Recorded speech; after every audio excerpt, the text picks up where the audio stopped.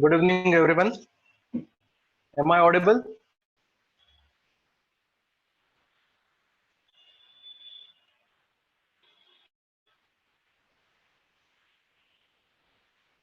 Yes.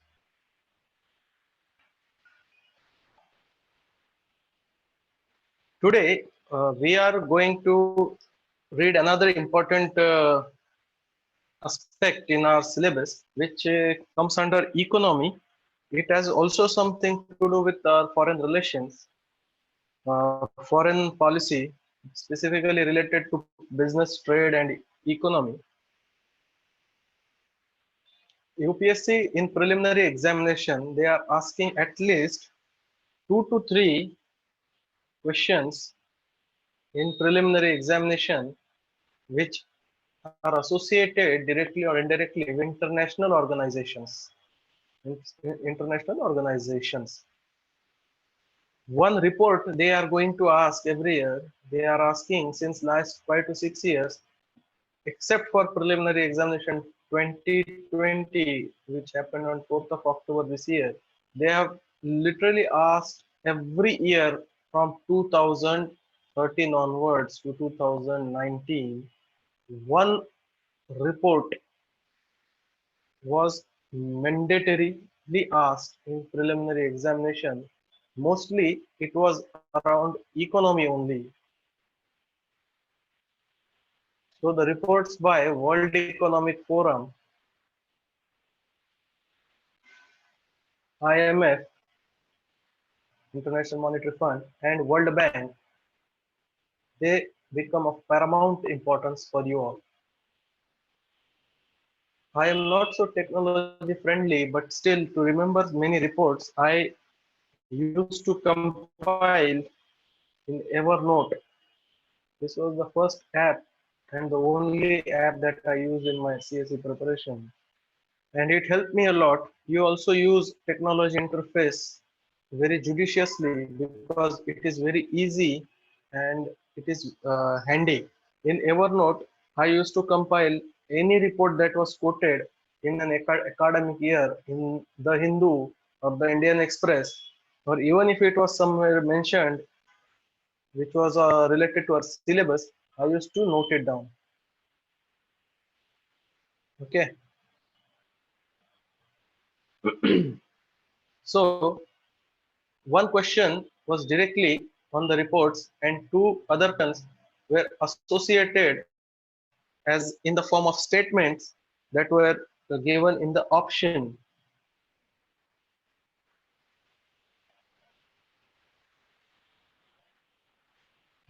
Lots of greetings happening. Good evening, everyone. Now we will focus on our syllabus. Okay. So this was about preliminary examination. From the perspective of mains examination, mains, it is very important for GS2 and 3 paper where international organization and Indian economy, they go hand in hand. These two papers, they are framing very difficult, specifically the last year paper, which was analytical, which was higher, not factual or database, but it was analytical. And to understand the analysis, you need to absorb the concept thoroughly. You need to do a lot of research. Coaching classes or platforms, they are there to show you the path and the direction. But the journey, you are the one who has to make the journey on yourself by your hard work. Okay. Now, starting with our lecture, Bretton Woods Twins, Bretton Woods Conference, Bretton Woods Conference, officially known as United Nations Monetary and Financial Conference.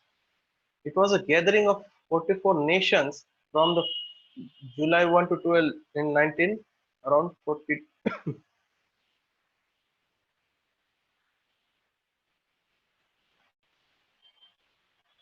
What happened? Hello?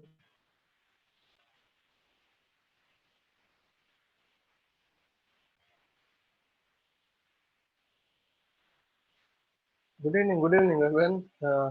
this when the window pops up, it, it distracts my mind. So please, now we will focus on the lecture. Okay. So this was in the Bretton Woods and Hampshire. Now, what to remember here that there was a great economic depression started in USA, and then it spiraled around the world. All countries were affected. It was from 1929 to 1939.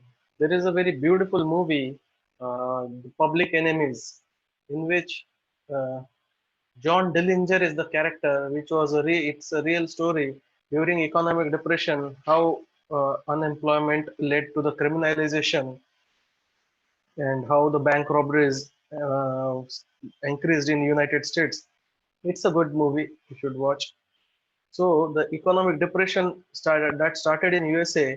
It was for almost a decade, and this was the concern that all the global leaders came together. They said that we need a reputed, credible, credible, and rule-based global financial system. Global financial system. Okay. So this was the moment when everybody realized that a reputed, credible, global-based global financial system we need to be put place. But this was the same year when World War II was started. So world has already suffered from economic depression, and immediately with the rise of Adolf Hitler in Germany and his military-based nationalism, he started World War II, which was under compulsion. Many of the countries from the West, they were forced to join it, and this is how an already economic situation which was in distress due to depression, it was further aggravated because of the World War. So in 1944, the, the Bretton Woods Conference started because by this time World War II was near to end, and that's why the global leaders hurried, and this system came into being. They established two multilateral organizations. One was World Bank's part, that is IBRD, and another was IMF. So this were the two major outcome of in the Bretton Woods Conference. So if question comes, Bretton Woods Conference is related to, first it is related to the financial stability around the globe. It was in 1944, and the outcomes were the two in multilateral institutions were born. One was the International Bank for Reconstruction and Development, IBRD, and another was IMF, International Monetary Fund. So after that, uh, this institution grew into when IBRD was associated with IDA, where it is when IBRD was associated with IDA, it formed World Bank.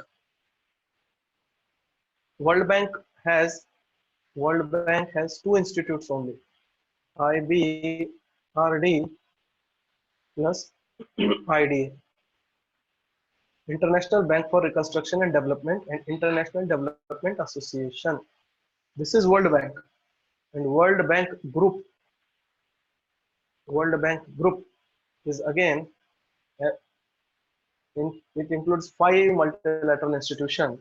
IBRD, IDA meaning came, and the remaining same means this two plus three, two groups which form World Bank and three other groups together called as World Bank Group. So these World Bank groups work not only with countries' governments, but they also work with private sector, the civil society organization, regional development banks, through think tanks, and other international institutions. That means it's worth remembering that any civil society, any civil society that is working on water conservation,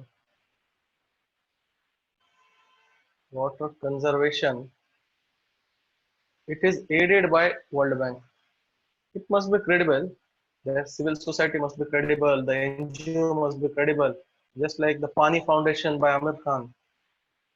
Pani Foundation or that Water Cup something by this name, Water Cup. They are working in the drought hit areas of our country, the heartlands of drought, and they are working on the conservation of and water harvesting and conservation model. They don't give finances to any gram panchayat or any villages directly, but they give you equipments plus trained expertise plus free opinion, free consultancy. So this is how the NGOs work, and the World Bank is very keen in investing anything which is related to sustainable water, sustainability of water.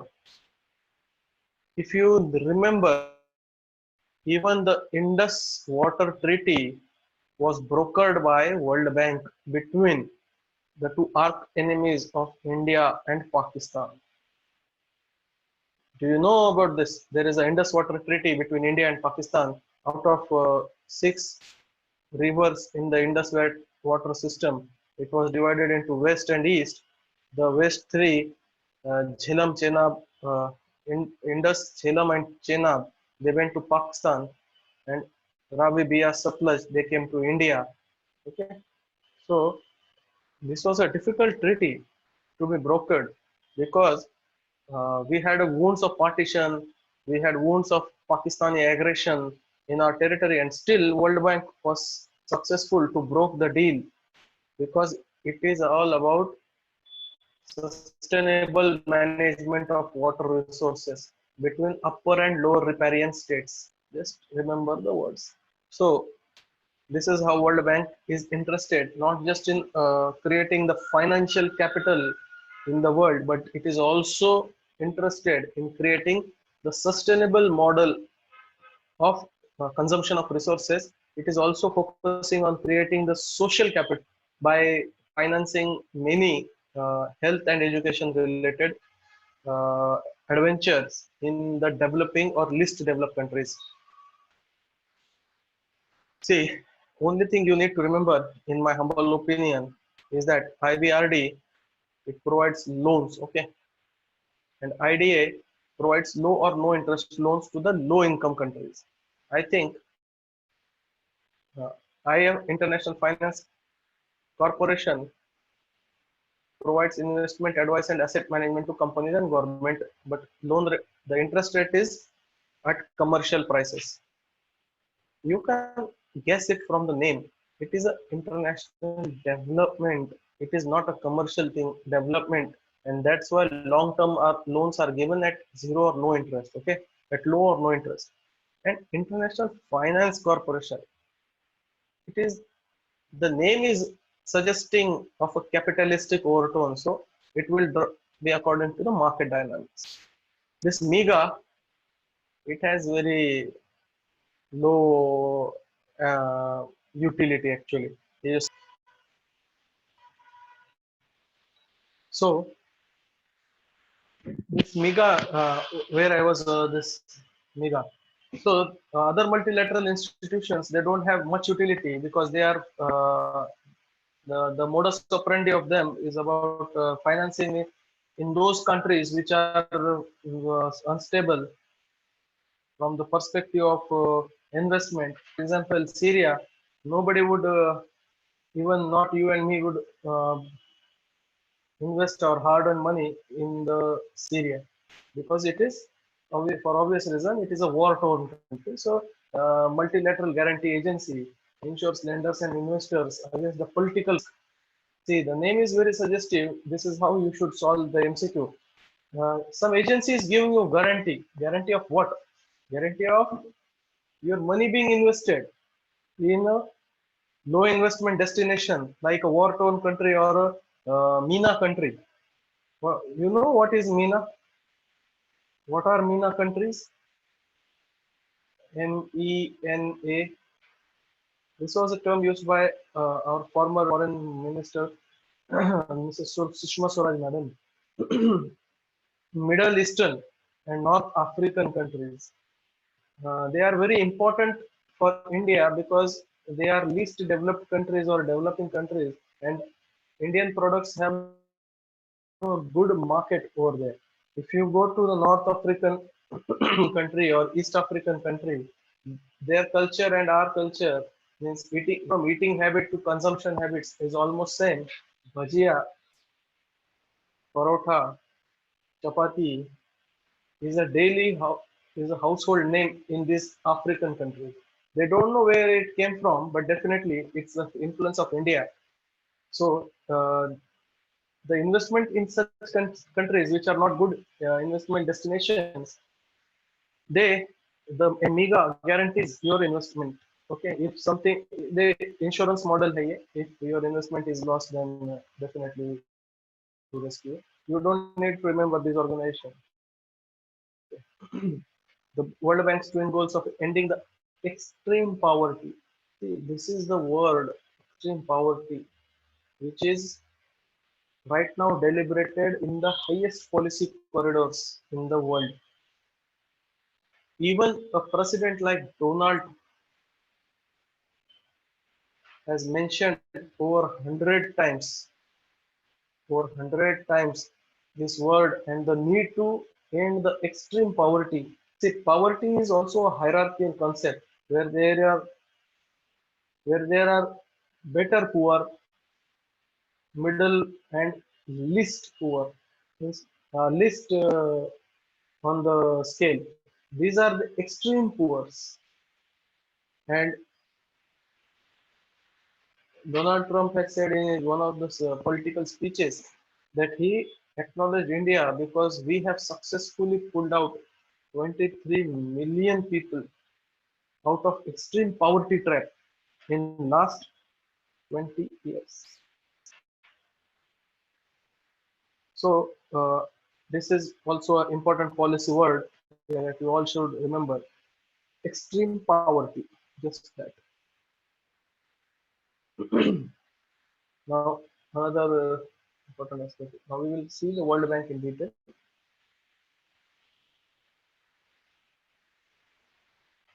World Bank Group. World Bank means two institutes. World Bank Group means five institutes. IBRD plus IDA, and then this remaining MIGA, VIGA, IFC.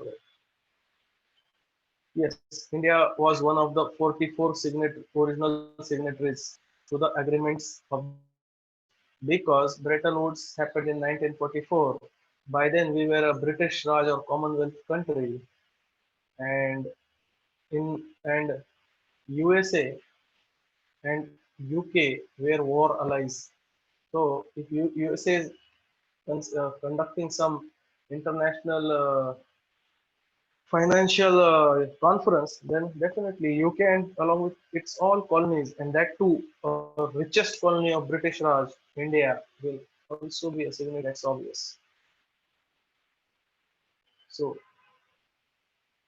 it was founding IFC in 1956, right? Commonwealth Heritage, IDA in 1960, right? IBRD lending to India commenced in 1949 with a loan to the Indian Railways. And the first investment by IFC took place in 1959. ये इतना detail तक मुझे याद नहीं, but India is the largest beneficiary of World Bank and World Bank Group. That is important, and you should remember that. Yes, since beginning we are beneficiaries, and still we are the one of the largest beneficiaries.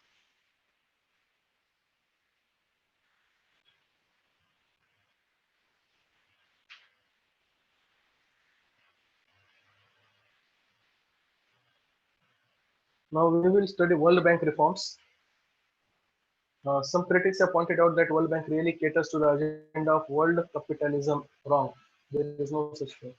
In the garb of structural adjustment program, and continues to be dominated by rich countries. The structural adjustment program is to set free market, definitely. And free market is the core ethos of capitalism. But it is wrong to view any one ideology with a myopic view, isn't it? Capitalism has also been, though it is not a perfect system, because there are many reasons not to believe on a capitalistic mindset, but still, a free market means freedom of choices. Nobody is compelling you and nobody is inhibiting you. Nobody is restricting you. You are given all the choices in the world that you need.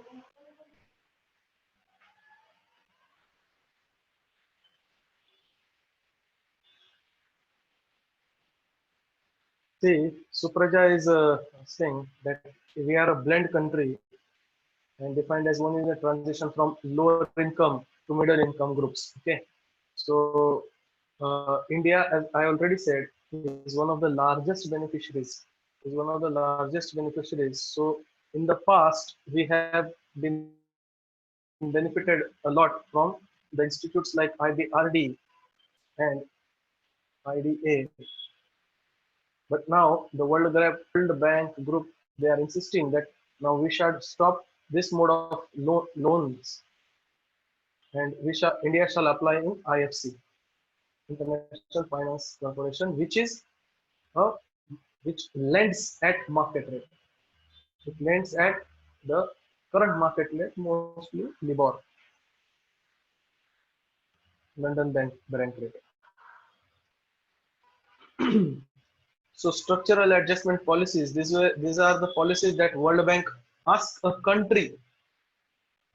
Means if you remember what happened in 1991 LPG reform, that was a structural adjustment program advised by the World Bank to India so that we will be eligible for loan, so that our interest and repayments will not be bounced.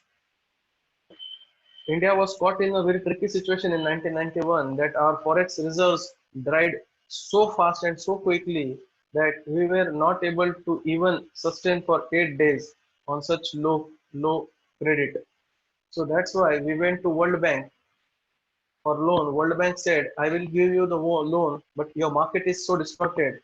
Your permitrage and socialistic economy is not good for our interest. So unless and until you open your market, you reduce the role of government and you increase the role of private sector, we won't lend you.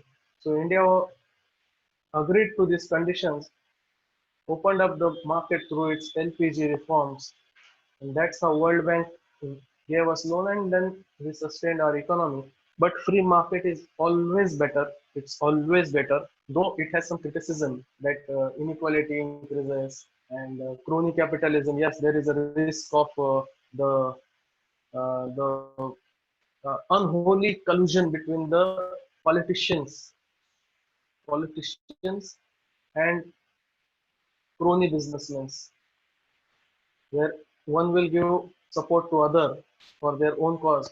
So this leads to the crony capitalism, and which is not good for our country because we are a welfare state and we have socio-economic welfare mandate in our constitution. So the emerging new economic powers, particularly India, China, and some Asian and Latin American countries, do play central role. Right. See, this was a post-World War II. Bretton Woods Conference is now losing its relevance because it was a post-World War II regime and mostly between USA and war-torn Europe. And by that time, India, China, Brazil, South Africa, uh, South Korea, Vietnam, and what to quote, UAE, Dubai. These are not developed countries, but now we are a very huge markets. Now, our markets are such a huge that combined India and China in market terms, they make whole remaining world irrelevant. That means nobody in this world could sustain without India or China or both. No question without both. So that's why these multinational companies they are so eager and they always try to remain in the good brackets of with India as well as with China. So Now Bretton Woods is losing its relevance. So now the countries like India, China, and as I already named them, they are asking that we need more role to play in the global world order. That's why PC, ADB institutions, other multilateral financial institutes like Asian Development Bank by Japan, Asian Infrastructure and Investment Bank by China, BRICS Bank, etc., etc. Now IMF. This is the very favorite institution of UPSC when it comes to civil services examination. They are very much obsessed with it, just like Western Ghats. They will always ask the question on Western Ghats, IMF, sand as a minor mineral, liberty versus rights debate,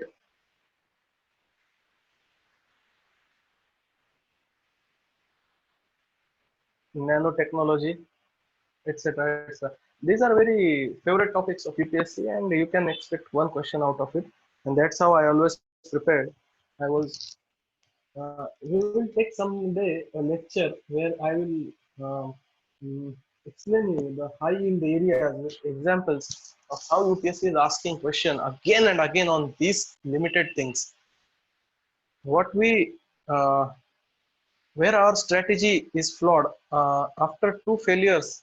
I remember that I brainstormed my preparation strategy, and along with me, I also studied different models around me. Many of my friends, I used to study a lot, 13 14 hours in library in old Rajan Nagar, but I was not able to crack even the preliminary examination. And there were some of my friends who used to study very limited, very less amount of time, और वो चलते चलते prelim clear कर लेते थे. They used to crack prelim. Though they never cracked mains, they never cleared mains. But so I always knew that I was a mains and interview material, but prelim was a challenge to me. And this is the case with many people. I know some of the people that will get a single digit rank once they clear prelim. But since 3, 4 consecutive years, they are not able to clear prelims. Very beautiful mind, very sharp and intelligent students, very hardworking. Those who have worked with me, studied with me in the library, I know them personally, and there are many such examples. Some are more unfortunate that they are already an officer material, and their preparation is having is they are unparalleled preparation. No one can touch, hardly anyone could touch the amount of discipline that they have maintained. But they are for 3 years. Two of my friends, such friends, they are failing in CSAT, and you won't believe they have 150 plus GS score. And this is not just speculation, because every year when result come out, they put the mark sheet on WhatsApp status where they have 150 plus in GS and hardly 60 marks or 55, 56 marks in CSAT. So this is how the UPSC is all about. It's about micromanaging. It's about micromanaging every aspect what is written in your syllabus. You cannot ignore even a single thing. You cannot ignore, I repeat, cannot ignore a single thing also. You have to micromanage each and everything, each and everything. See, out of 100 questions, they literally touch every aspect of your syllabus in prelims. Out of 80 questions in CSAT, right from vocabulary to comprehension skills to your problem solving aptitude, general ability, intelligence, they touch every aspect. And in mains, when it comes to mains, I think there in general studies there are 79 questions, 20, 20, 20, and 19 questions. So, and optional, and then essays, they almost touch 95% of your syllabus. 95% of syllabus questions are asked directly. That means you cannot be lenient to leave anything. But again, one question: just don't get dragged into the syllabus. Don't be master of everything. Don't be a master of anything. Don't do PhDs on anything. Don't do PhDs on anything. No, it is a cardinal mistake. Uh, I have seen a trend.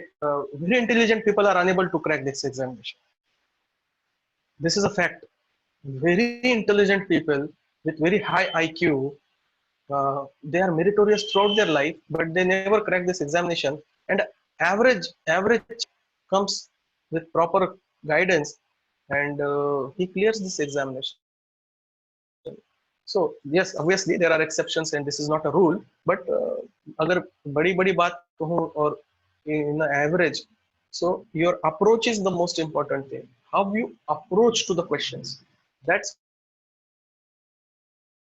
all they want from an officer is how you will approach to the systemic problems. Okay.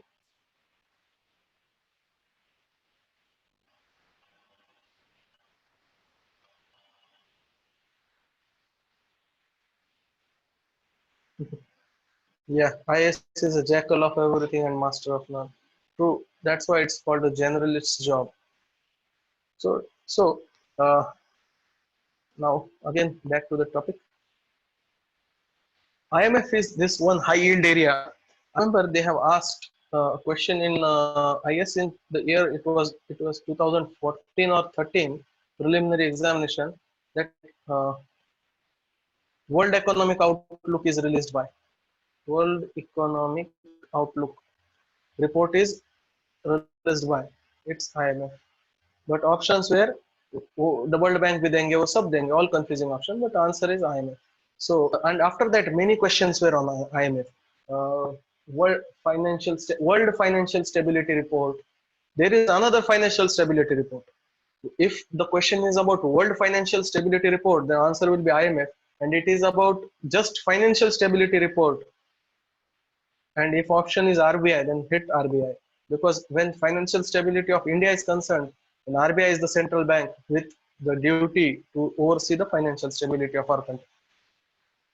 Organizational structure, again, you don't need to remember. This is another PhD round. So uh, you can definitely remember the goals. Poverty निकालना है वो ठीक है, but the most important thing is this: no other function is for IMF is important as to secure the financial stability. Okay, functions. See again, as a multilateral institution, just remember IMF is all about maintaining the financial stability. So definitely it will have a regulator and financial functions. Only when you are in balance of payment, BOP crisis of 1991. 1991. Then IMF will come in picture. They will ask some structural changes in you, some policy changes in your of your country, and then they will give you loan out of the SDR, special drawing rights. Now India and IMF. India is a founder member, right? Obviously, IMF was an outcome of Bretton Woods Conference of 1944. So yes, we were there. We are the founding members. Okay. Who is the nodal office that will contact? It will governor of RBI.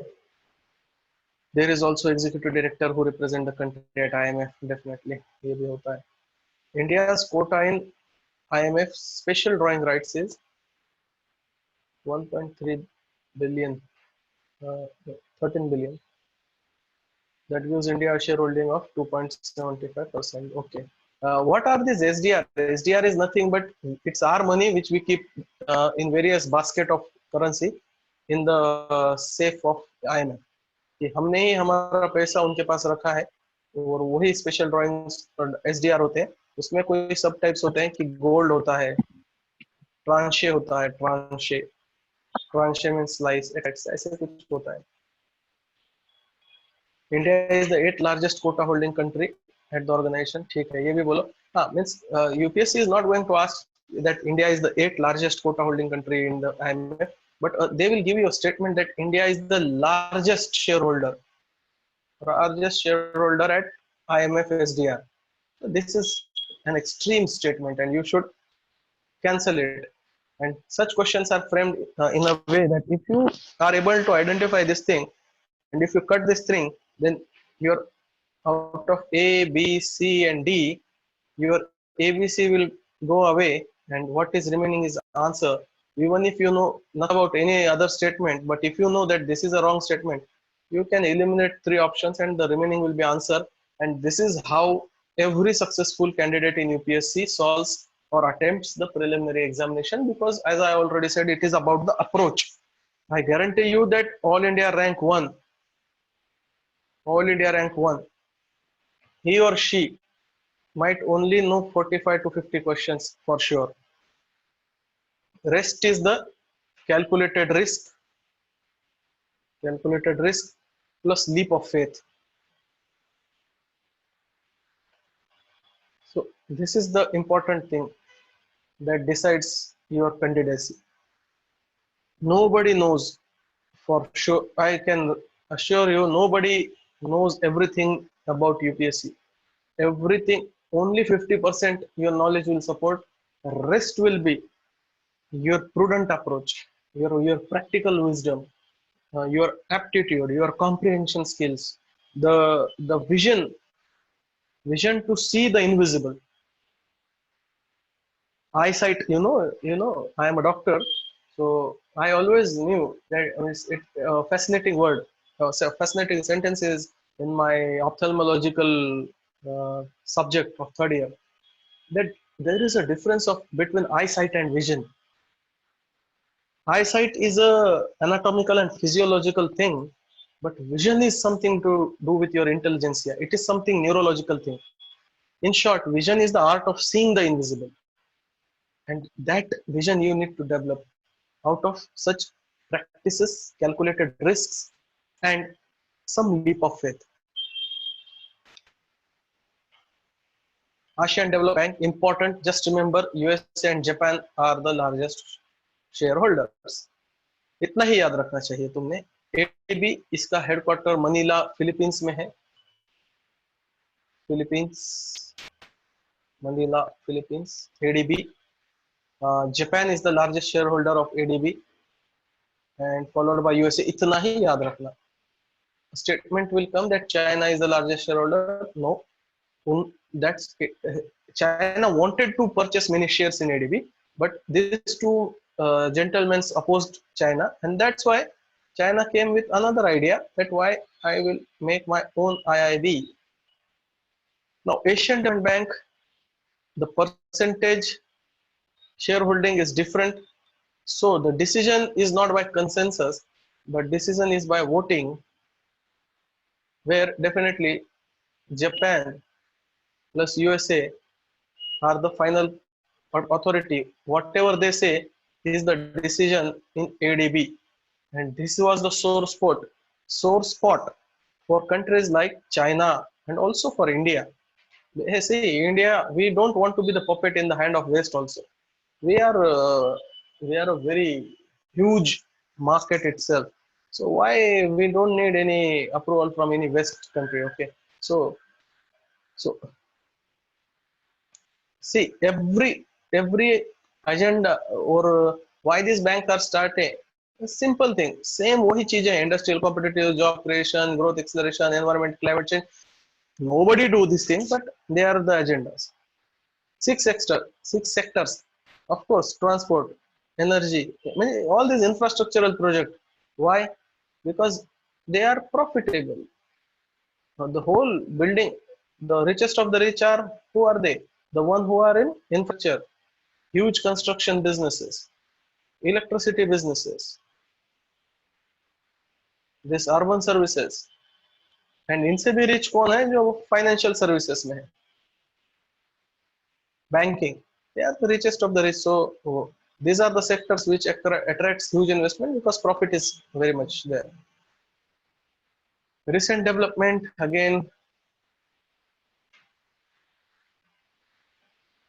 mm, you just remember. Okay, you just need to remember that ADB and Corona outbreak. This is important for this year. ADB has come out with $4 million this to Corona outbreak countries. Now again, you can see geopolitics here. If it is controlled by Japan plus USA, so to embarrass China, the White House administration calls coronavirus as Chinese virus. So to embarrass China, they must have extended this loan, okay, just to embarrass China. The rest you can read. BRICS, another important thing. Mains में तो हर साल question आता है. What is BRICS? BRICS is an acronym of 5 countries. These are the 5 countries which does not want to live under the supremacy of the West. These are aspirational countries: Brazil, Russia, India, China, South Africa. So there are annual summits of BRICS. South Africa, I think, was the last member to join. Earlier, it was just BRIC. This is a democratic bank. The BRICS bank is a democratic bank. We will come to the later. As already we know that BRICS account for the 40% of world population. Definitely, जहाँ जहाँ भी India और China आ जाएंगे, जहाँ भी खड़े हो जाएंगे, लाइन वहीं से शुरू होगी. तो वर्ल्ड पॉपुलेशन, हाँ ये इंपॉर्टेंट होता है कि आप जीडीपी कितना बना रहे हो, 30%. So again not much of a figure. So yes, potential emerging markets, no doubt about that, and a global power block, no doubt about that. So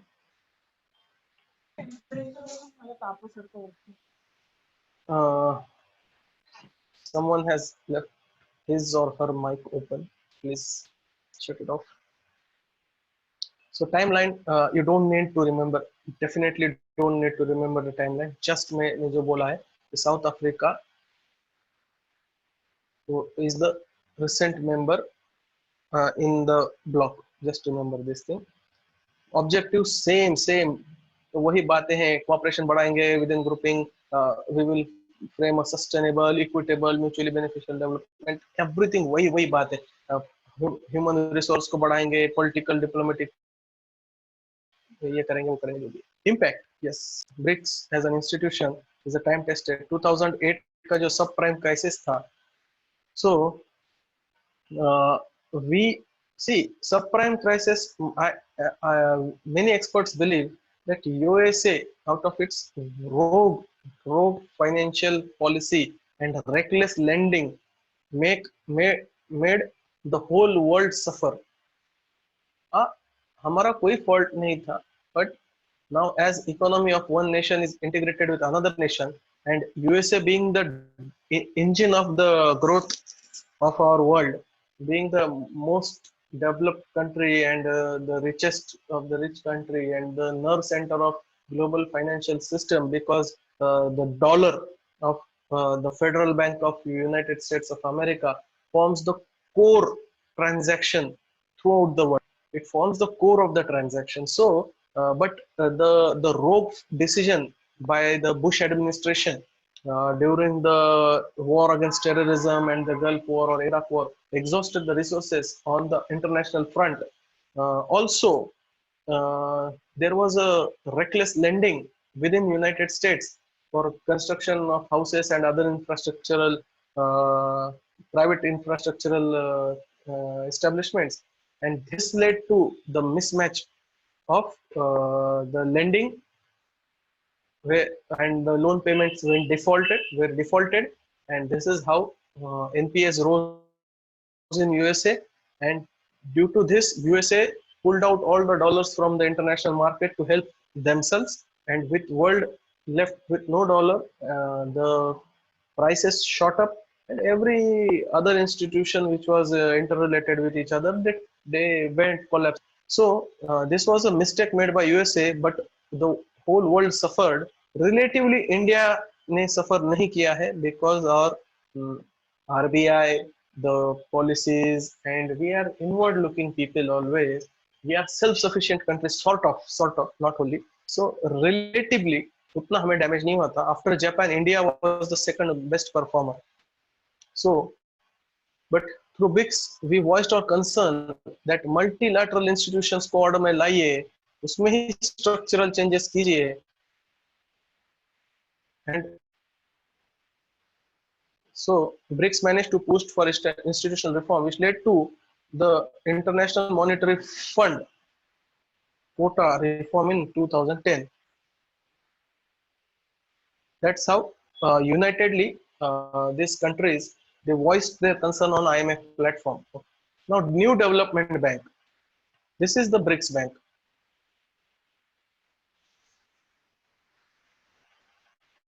NDB. ADB is by Japan plus USA, then China, then India. Okay, that is ADB, headquartered in Manila, Philippines is the country. NDB is the BRICS Bank, headquartered in, of course, and just for your knowledge, can anybody tell me where is the headquarter of AIIB? This is an also a Chinese centric bank, okay? ASEAN Infrastructure Investment Bank. If NDB is in Shanghai, then where is AIIB?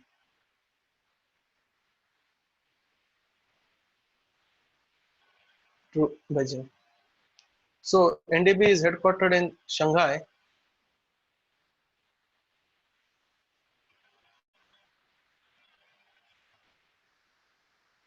At fourth, see, यही बात है sustainable development projects में हम गए क्योंकि millennium development goals fail हो चुके थे. MDGs failed, that's why we went to SDGs. Most important thing is Fortaleza Declaration. This is the important term, Fortaleza Declaration. Stressed that NDB will strengthen cooperation among BRICS and will supplement the efforts in ये जो भी है.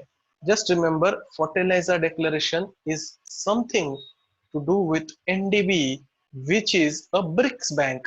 And the most important thing which UPSC in 2019 has asked is about the democracy in banking system. Such a beautiful question, democracy in international banking system. So as we can say, see, other IMF, we don't have, we are the eighth largest shareholder. So the voting is according to the percentage of the share. So it's not a democratic thing. IMF is not democratic. Then comes ASEAN Development Bank by Japan, where Japan and USA together with largest share, they vote out every other country. Then comes AIIB, ASEAN Infrastructure Investment Bank by China, which is a pet project of China as a counter to IMF. So China has the largest share. So this is also not a democratic bank, but the new development bank by BRICS countries. One country, one vote. One country, one vote. So this is democracy. So NDB is democratic. So in 2019 preliminary examination, UPSC has asked question based on this concept of democracy in international banking system, where they have given a statement that the decision in AIIB, I guess this was the question, is by voting. So that was a wrong statement, and I was able to eliminate, and that's how three options were eliminated and answer remained. Even I didn't know, didn't have hint of any other thing. Importance to India, see, everything is same. Just remember, read many times. NSG membership, simple thing. AIIB, again, see, ASEAN Infrastructure Investment Bank, Multilateral Development Bank. It is a recent pet project by China, headquartered in Beijing.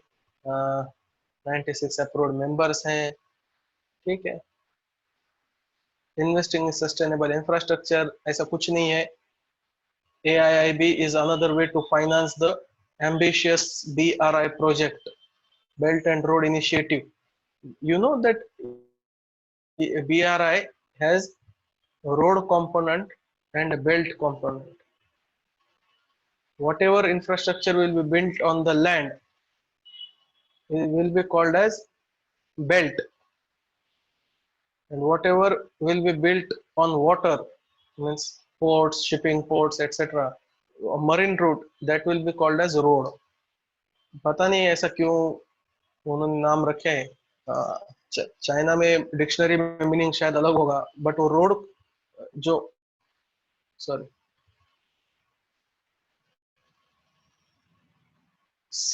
sea based infrastructure will be called as road, and land based infrastructure will be called as belt.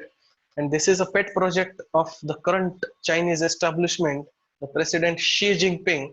And to finance such a huge infrastructural project, BI was conceptualized under the category of sustainable infrastructure. I don't see any sustainability in such ambitious project. Okay,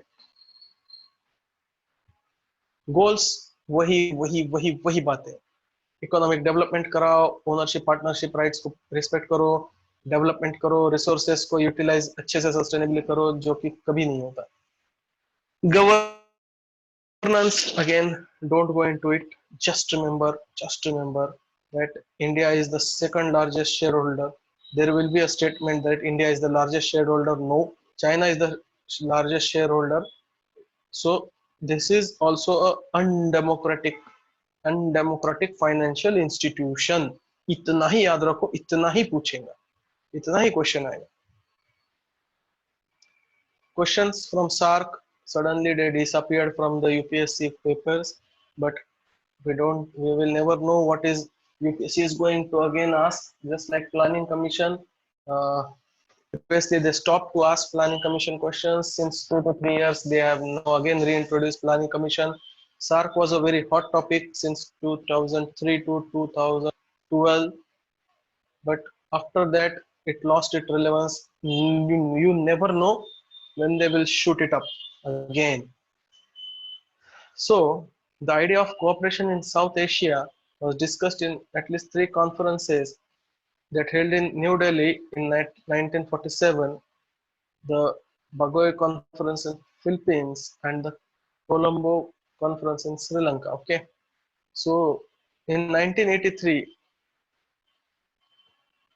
the foreign ministers, not head of the states, any conception, first foreign minister को भेजते हैं, and if it's pragmatic, it's workable, then after a few years head of the states joins.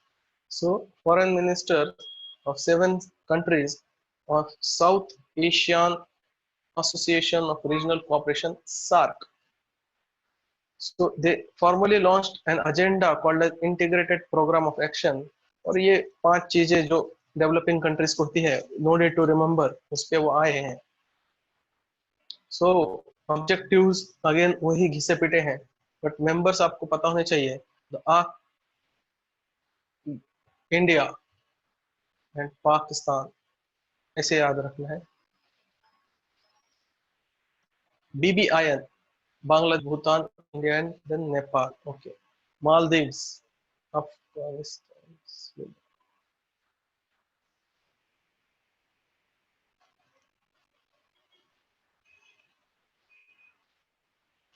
Objectives पढ़ लीजिए। SARC success, we cannot call it as a success, but still over the last 25 years, extremely difficult political circumstances, because 1999 Kargil aggression by the Pakistan, with subsequent terrorist attacks on India, and the infamous 2008 26/11 attack again by the Pakistan-based handlers, which also after which we have seen the political instability in the Jaffna province of Sri Lanka, where the Vellupillai Prabhakaran led LTTE was defeated by Sri Lanka, and it was also a war-torn island, along with the political instability in Maldives, where legitimate government, Abdul Gayoom and all controversy you must have seen. So also in Nepal is also a politically unstable state. Relatively, Bhutan and Bangladesh are exception. relatively they are doing very good. These two countries are doing very good. Okay, so this instability led to the means it hampered, obstructed, impeded. This is the term. These are the means you should have your terminologies in meaning, but different thing. And this is how you write your mains answer. The success of SARC. These have hampered, obstructed, restricted, impeded the success of SARC. Sensitive subject, of course, fighting terrorism. India has an official policy, a stated official policy, where we call Pakistan as a perpetrator of terrorism or state sponsored terrorism. It is our stated official policy, and that irritates Pakistan, which has also a diplomatic backing with its all weather ally, China. Okay, so this is how geopolitics shape the global world order. And that's why SARC, and who is at the receiving end, is this organization. In last 30 years of existence, SARC failed to hold 16 annual summits for political reasons. Okay. As a trade group, in intra-regional trade group, there was a question in UPSC mains for 10 marks. SARC, with its huge population and markets, is still one of the most underperforming regional bloc. Definitely, potential बहुत है trade का, but due to the political uncertainty, to the sensitive issues like terrorism and national security. So when these such important topics are in discussion, then economy, trade, and business, they take the back seat. So that's why it is the most underperforming uh, trade bloc. Next is BIMSTEC. Oh, this is good. Bay of Bengal Initiative for Multi-Sectoral Technical and Economic Cooperation is a regional, again, regional trade group, regional multilateral organization, not just trade, definitely. It's a multilateral organization. Out of 7 members, BBINS, and 2 from Southeast, MT, Myanmar and Thailand. So, as you can see, we have bypassed the notorious nations like and Maldives. So if you bypass this nation, and Maldives has some kind of affinity towards Pakistan, giving their demographic profiling. So BIMSTEC, again the question 2 years back was on BIMSTEC in preliminary examination. These are the mnemonics that help me to remember BBIN, because this is a grouping also. BBIN is another group, but the composition of BIMSTEC is BBINNs and one is Sri Lanka. I have visualized, just I close my eyes and visualize the map. This and 2 Southeast Asia, TM, Thailand, Myanmar. That's it. Question will be given. The trick will be here. They will keep these countries same, but they will change these countries with some like Malaysia or Indonesia. Many may fall for Indonesia. It's Thailand. You should not have MT. Baat khatam. Myanmar, Thailand. So two ecologies of Great Himalaya, Bay of Bengal वगैरह. Culturally, see, culturally, what is the common binding thread of this? We are not just a political alliance here. ऐसा ही नहीं कि हमारे political विचार जुड़ गए और हम सब ये BBINS एंड TM हो गए, ऐसा नहीं होता. Our simple traditions, food, even binding thread is Buddhism.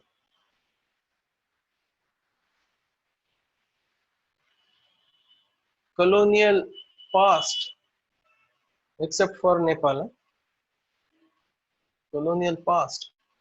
So these are the binding threads. See, Buddhism binds all these nations: Bangladesh, Bhutan, India, Nepal, Sri Lanka, Myanmar, and Thailand.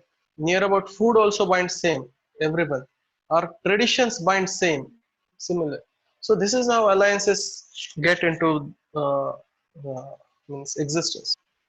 Genesis 1997 में हुआ था, one of the most recent मल्टा sector ये है। फिर bank of declaration, again I don't think it is relevant. Objective ये पढ़ लेना, objective वही वही बातें हैं, वही वही बातें। Significance for India, yes, our neighbourhood first policy, yes, neighbourhood first, act east, connect with India and Southeast Asia. This is our also our stated official policy. We have stated policy on it. It is also beneficial for development of our northeastern states. Northeastern states face the development deficit. Now that we can overcome, this will lead to the development in our northeastern part of our country, northeastern states, the seven sister states. It is also a counterweight to China's influence over our neighbors. See, it is not just a money, as I said. We can pull many strings like common tradition, common food, common customs, the binding threads of Buddhism. We can use all these soft powers to counter the lucrative financial offers from China to these our neighbors. So, Chinese money cannot cross this wall, and that's how we keep our alliances strong. As in Kautilya's Shastra on administration, Chanakya's Shastra, he has always stated that you can choose your friends, but you cannot choose your neighbors. And that is the importance of neighbors. This was again a statement made by our former Prime Minister, Mr. Atal Bihari Vajpayee, in the Lok Sabha. He has officially stated that we get to choose our friends to make the alliances, but we don't get to select our neighbors that we have to adjust with. So to maintain cordial and friendly relations in our neighborhood, which is of paramount importance not just for economy and anything, but on the sensitive issues like national security. See, there are reports that more ISI agents are now working from Kathmandu since the government has changed there than from the Pakistani front. I remember hearing someone in the Rajya Sabha TV debate, and that is the importance. Of course, officially no one could prove it, but if the credible sources are saying it, then it must be true. So now Kathmandu is also a front where India has to fight for. So this could be avoided if we have cordial relations. Okay, there. WTO and India, जो General Agreement on Trade, Tariff and Trade, GATT, it was replaced by WTO in 1995. Okay, but GATT is not dissolved. GATT is still there. The working of GATT is still there. It just its role is now been overtaken by a more modernized, rule-based, multilateral WTO. Yes, वही बोलेगा। WTO क्या बोलेंगे कि trade tariffs निकालो, markets को free and fair रखो, TRIMS, trade related investment, TRIPS, this is the important thing. UPSC every alternate year asks question on this. India is a signatory to this, therefore we came out with our IPR regime, a source spot between India and USA in WTO. So TRIPS forms a very important thing. Okay, intellectual property rights seek to protect the and provide legal recognition to the creator of the intangible illegal use of his creation, right? Means अलग अलग चीजें हैं उसमें, copyright act होती है, patents act होती है, trade and merchandise act होती है, etcetera. This A agreement agriculture AOA, this was asked at least 4 times by UPSC in prelims. So what is A agricultural agreement on agriculture is a WTO agreement. Market access, reducing export subsidies, MSP. Our MSP is a sore spot on AOA in WTO. See, sanitary and phytosanitary measures वगैरह इस पे होता है AOA. Now again, another important aspect, risk, it is related to our current affairs. We have banned at least 59 mobile apps of China on giving the cause of national security and sovereignty. So China has complained about India in WTO, that is, it was unfair on the part of India to single-handedly and unilaterally banning of our software system services in the form of apps. Okay. In retaliation, India has explained that we on the data was being stolen and the national security and sovereignty of our country was at risk, because this is the clause where WTO also spares a country to take a unilateral action against the companies. China is a hypocrite to a level that China itself has blocked many global giants, including Twitter. They don't have Twitter in their country, they have Weibo.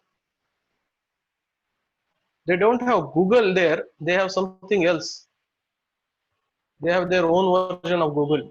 So China itself has blocked many entering markets on various pretexts of same national security, sovereignty, territorial integrity, uh, cultural preservation, etc., etc.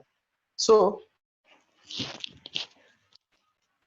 so this is about this banning of those apps like Cam Scanner.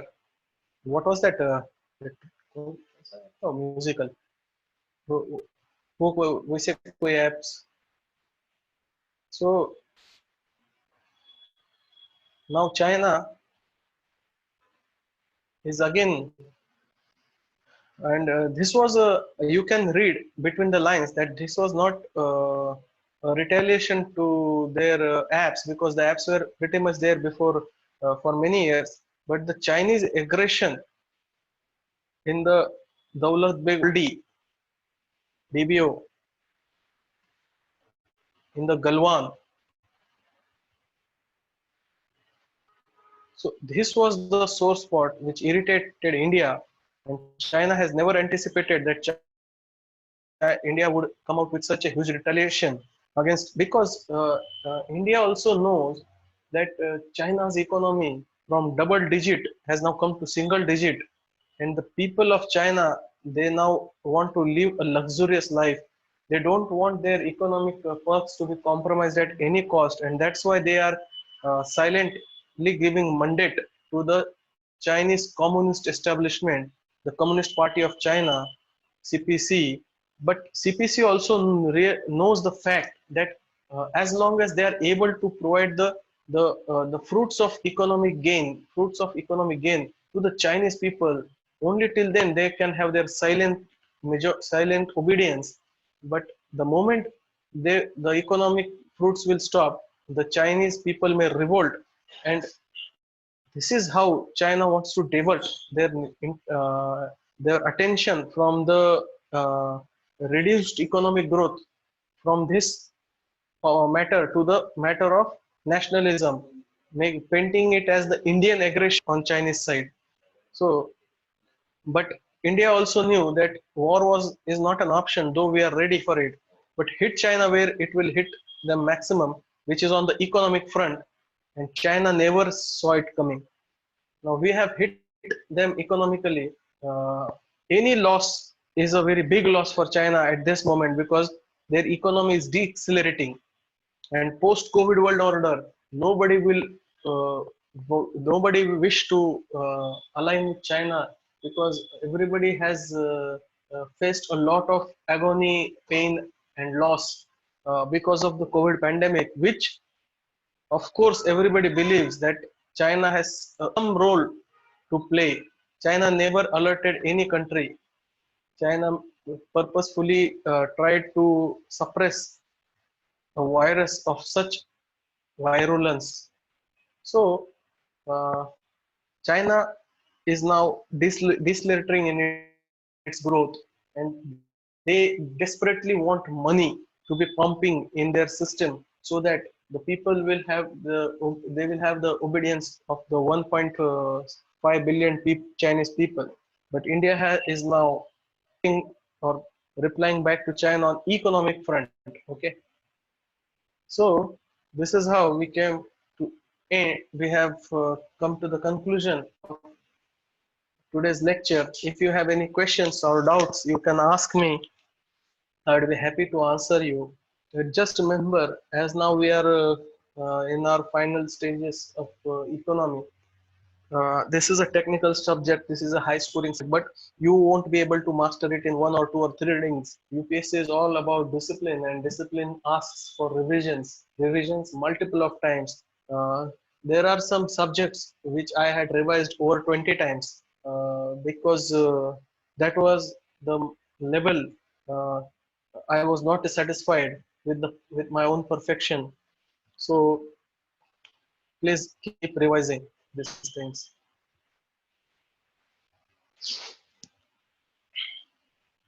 Those who are living in Delhi, be aware of the second wave.